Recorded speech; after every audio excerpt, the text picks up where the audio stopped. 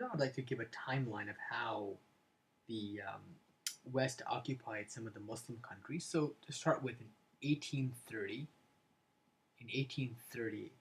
Algeria was occupied. Algeria was occupied by France. Okay, and in 1839, it was Aden was occupied by Britain. So Aden was occupied by Britain,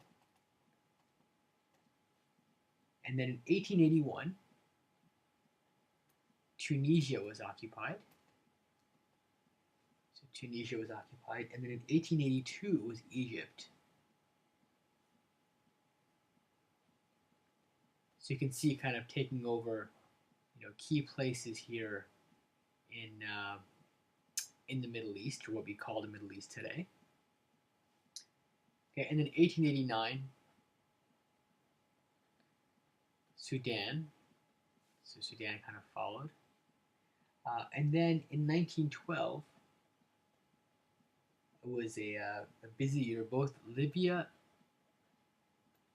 and Morocco were occupied.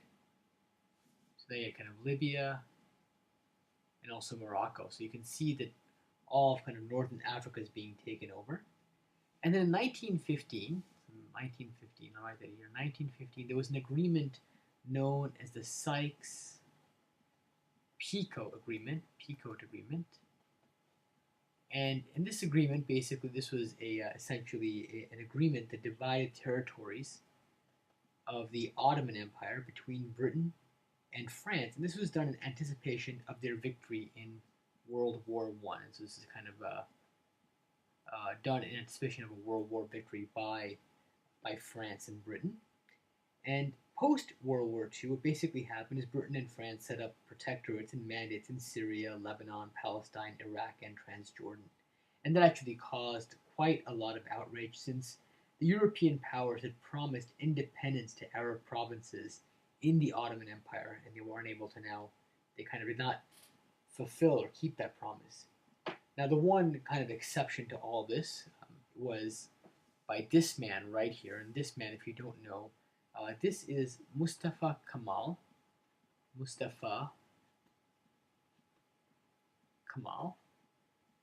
he's also maybe better known as Ataturk. And what Ataturk, he basically was the founder of Turkey.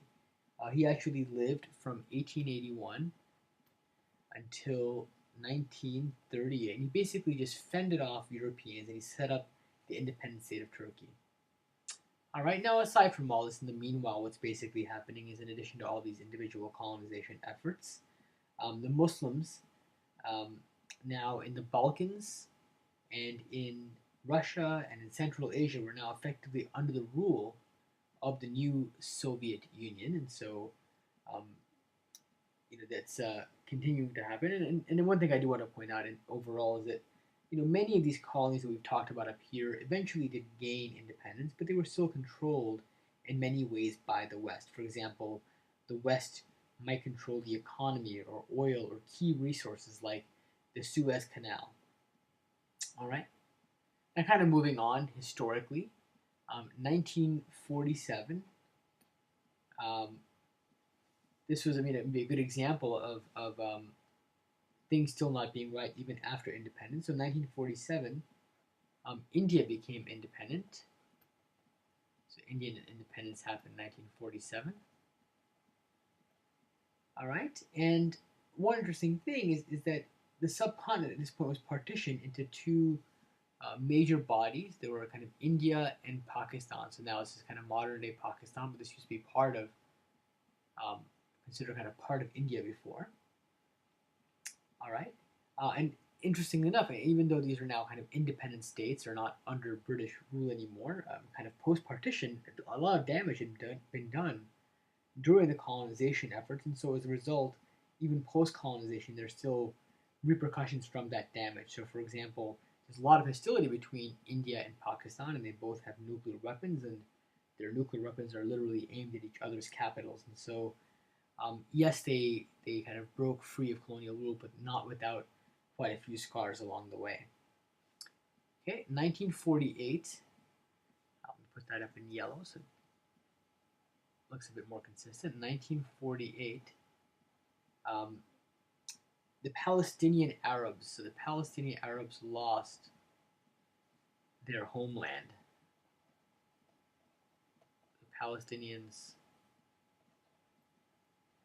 lost homeland, and their homeland was Palestine, and they actually lost it to the Zionists, and this is the Zionists, and the Zionists. This is what eventually led to the formation of Israel. The formation of Israel. Right, and certainly this was a huge blow to the Muslim world at the hands of Western powers. Now, despite all of this, there were still some favorable views that Muslims had of the West, and some of these favorable views I'll talk about in the next video, but specifically I want to talk about how those favorable views basically um, happened even kind of despite all the subsequent events related to colonization. Anyway, I hope you find that useful, and I look forward to seeing you in the next video.